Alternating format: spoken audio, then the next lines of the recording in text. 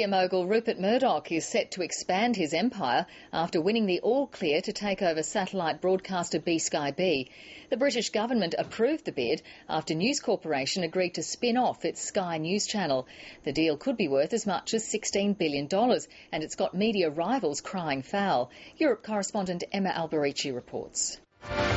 With the launch of Sky News, Britain had its first 24-hour news service. Now it's the channel itself that's making headlines. News Corp can take over B-Sky B, but... The parent company, B-Sky B, is already part-owned by Rupert Murdoch's News Corporation.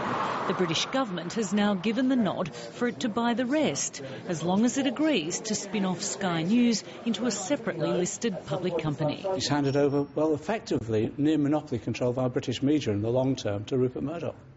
Rival newspaper groups like The Guardian and The Telegraph are outraged by the deal.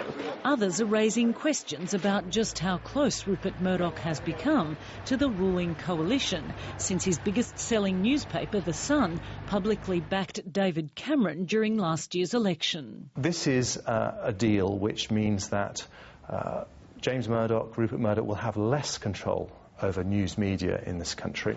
Rupert Murdoch turns 80 next week, but his ambition for the company he started in Adelaide almost 60 years ago shows no sign of slowing. News Corporation is already the UK's dominant commercial media player. It owns 4 of the biggest-selling newspapers, and even though the government is making it hive off Sky News, it will still be allowed to retain a 39% stake in the pay TV channel. Emma Alberici, ABC News, London.